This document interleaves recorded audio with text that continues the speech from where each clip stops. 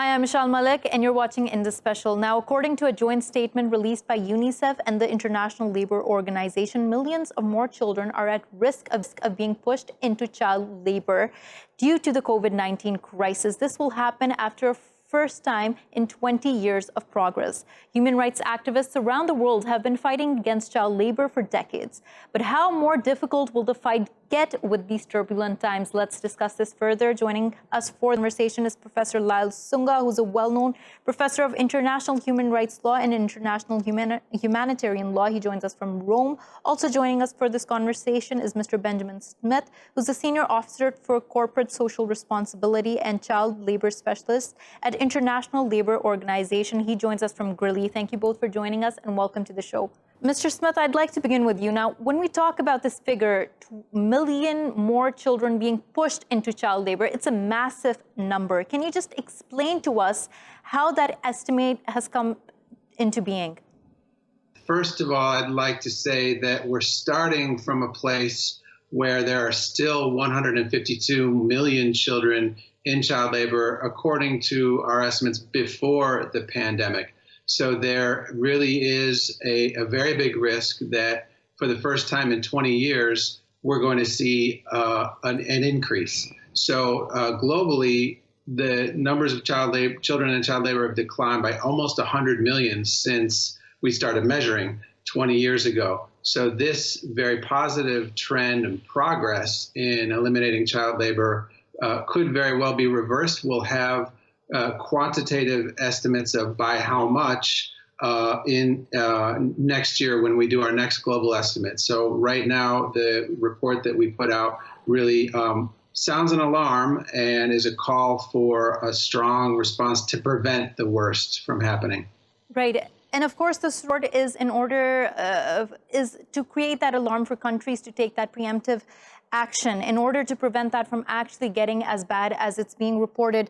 But Mr. Smith, when we're talking about the informal economy and how many of these children, at least 2/3 are the estimates, are working in the informal economies of the world, how do we measure those? How do we even get to actually determining how bad the situation is?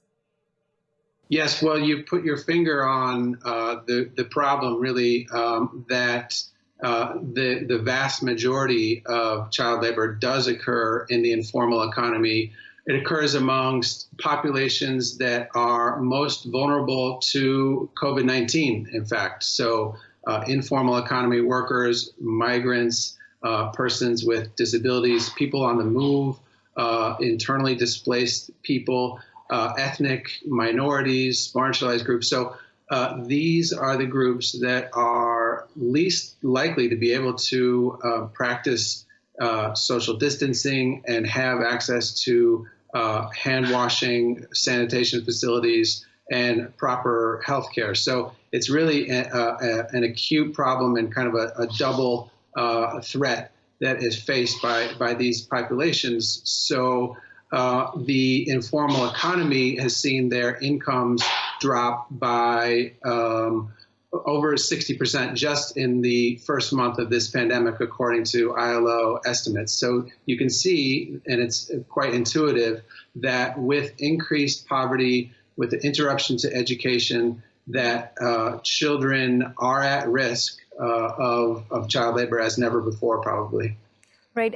That's a very important point you talk about, the disruption in education and what that link is with child labor. Stay with me, Mr. Smith. I'm going to jump to Professor Sunga and talk to him about this.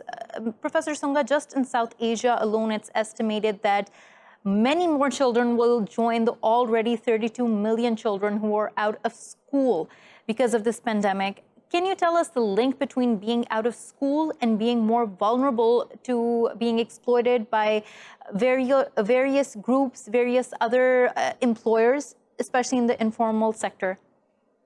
Well, yeah, there's a number of things that occur. One of them is that obviously it's more difficult for the parents to take care of the children when they're not in school. When school is interrupted, then it leaves children rather much more vulnerable to the exploitative work and the informal sector as well. sometimes that's the same thing in some cases. We're seeing that in some countries like Guatemala and Jordan and Brazil, where in 130 countries, as this report mentions, around 1 billion students have been affected by school closures. So the disruption in terms of regular family life and in terms of financial survival of the family puts extra pressures upon the adults to allow their children, or even to encourage them to start working as a way to survive financially. Of course, that's a very short-term survival tactic, which has very long-term deleterious effects, as was mentioned by Ben, mentioned very well. Education, but also it's related to health and physical, mental, moral, social development of the child, and that has longer-term effects on society as a whole. So this COVID-19 is really complicating and exacerbating the problem in so many different ways. It's going to be some time, I think, before we see the full effects, and it's difficult to measure and difficult to get a grip on as the situation unfolds. But I think it's really great that the ILO in Geneva and UNICEF have sounded this alarm as early as possible, because I think it's quite clear that this problem is looming in a very serious way for the world's children, especially those most vulnerable. And we're talking about migrants, refugees, and also the effects, I should mention, of being quarantined, and remittances are dropping. You'll see that in the Middle East. You mentioned South Asia. South Asia, a lot of people working in the Middle East who send remittances, and some of them are unfortunately child labor, which shouldn't be the case, but it's sometimes the case. But there are overall remittances that are being dropping. Right. And maybe one last thing I'd mention is that a 1% increase in poverty, as the report mentions, translates into a 0.7% increase in child labor, which is a very serious, very serious effect. Right. Professor Sunga, I'm going to come back to you, and we're going to talk a little more about the rhetoric that surrounds child labor, especially by those who are at the end of employing these children. But before that, I want to talk to Mr. Benjamin Smith about exactly what we can classify as being child labor, because that ILO makes that distinction that not all work can be classified as child labor. Yes, absolutely. We're not talking about household chores, and we're not talking about work that can actually be beneficial for children to learn values and contribute to their household. The problem is, and what child labor is work that interferes with schooling or that jeopardizes their health and safety. So it's a very important distinction to make. Minimum ages are important. So children have a right to education, and that compulsory education leaving age should be the same as the minimum age for entry into work, so that you don't have the risk of just increasing child labor because of your education policy. So really we are, and I think I'd like to also mention that our conventions dealing with child labor, the one on worst forms of child labor is very close to universal ratification in Pakistan, as in most other countries have ratified both of our conventions. So the legal framework is in place. The challenge is, of course, implementing it and translating that into programs that can offer alternatives to children and their parents. What can we about those programs? As you're saying, there need to be alternative programs in which children can be enrolled. We also know many of these countries battle a high rate of uneducated children, and a large part of that has to do with how inaccessible education is. How do we balance that conversation? Because for many parents, those who are under the poverty lines, the only solution is to send their children out to work. Yes, exactly. And as the professor mentioned, our report that we released, the data shows that child labor is very closely linked to poverty, and when poverty increases by 1%, you have a 0.7% increase in child labor, so a direct relationship. And so the response really needs to address those root causes of child labor. So decent work for parents as critical to child labor elimination. Rural development programs, most child labor, about 70% is in agriculture. So those small farms, they need support. They need to become more productive to increase household income. Now, that doesn't mean that we need to wait for economic progress and for poverty to be eliminated to deal with child labor. That the international community, in fact, has set a very close deadline, 2025, to end all forms of child labor. So that's going to require a lot more. It is going to require massive education investment, social protection. So these are transfers, for example, income support to families. These are things that are happening actually in response to the pandemic, which is encouraging. And it's sort of the flip side is the opportunity that the crisis presents, and that is to maintain these sorts of programs. Children aren't working during lockdown to the same degree as they were before, so it's an opportunity to keep them out of child labor, and that requires investments in education, social protection, and poverty alleviation. Right. Mr. Smith, a lot of that I've talked to, especially in the last couple of months since the pandemic began, continuously emphasize on that very fact that this time presents us with many opportunities to actually change the systems that have been so strongly erected in society all around. But are countries actually seizing those opportunities? I mean, that's the real question, because the time to do them is now. Yeah, absolutely. Some countries take important measures to make programs more inclusive, to formalize the informal economy. You pointed out the informal economy is really a breeding ground for child labor. It's outside the scope of labor law and government programs. And so, for example, in Italy, there have been measures to include migrant workers in social protection programs. And this is quite common. The ILO is tracking government responses, and things like wage subsidies, extending Social Security to those who previously weren't eligible for it, making sure that education programs, and I think this is probably the next step as schools reopen, very concerted efforts to not only re-enroll all those children who were previously enrolled, but reach out to those who are out of school, right, and provide them alternatives and appropriate education options. Right. Professor Lyle Sunga, coming back to that aspect of how we can change the rhetoric surrounding child labor, one argument that is frequently proposed, especially in South Asia, in terms of domestic help, is that the employers are in fact doing a favor on these children who would otherwise be on the streets. And given that, as Mr. Smith stated, that we shouldn't have to wait to eliminate poverty in order to eliminate child labor, how do we deal with those arguments?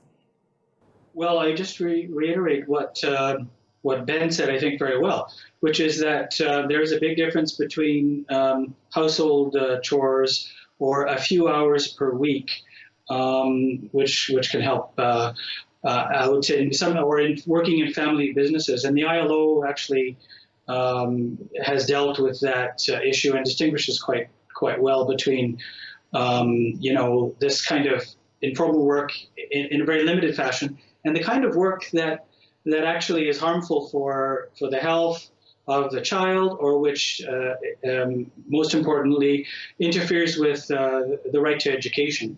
And there's a big difference there. So I think that whatever rhetoric is out there that still hangs on is less and less persuasive, because And I don't think it's so much a problem of rhetoric. I remember 15, 20 years ago, governments, there was a certain amount of pushback, and the ILO had to deal with that and to try to accommodate to a certain extent. And they've done that with the flexibility in terms of child labor laws and trying to recognize where a very limited amount of work might be acceptable or even good for the child. But as I say, limited. And now I think it's really more a situation of desperation and difficult financial circumstances, which is putting the pressure on all countries around the world, but especially those countries that are developing. And the solution to this is one that is embedded or in the DNA of the International Labour Organization ever since it was founded in 1919, which is a tripartite solution, which is governments have to work closely with employers and workers' organizations to ensure that labor protection is as strong as it can be. And that helps adults and within the family situation, children as well, and also to continue the fight against child labor.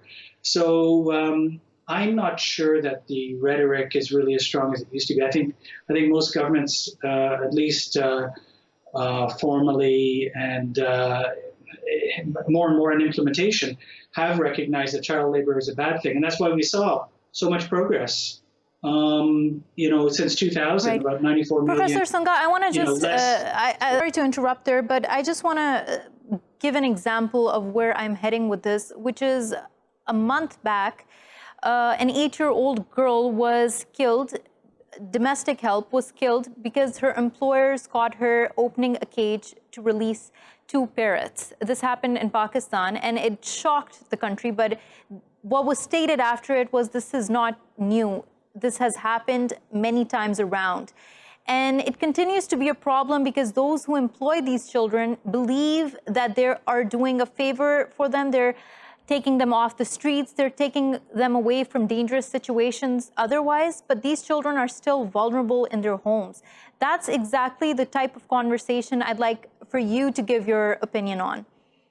Sure. I think the obvious answer to that is that if you do something nice for somebody or good for somebody in some way, it doesn't mean that you can exploit all their rights and end up obviously taking their lives or abusing them in any way.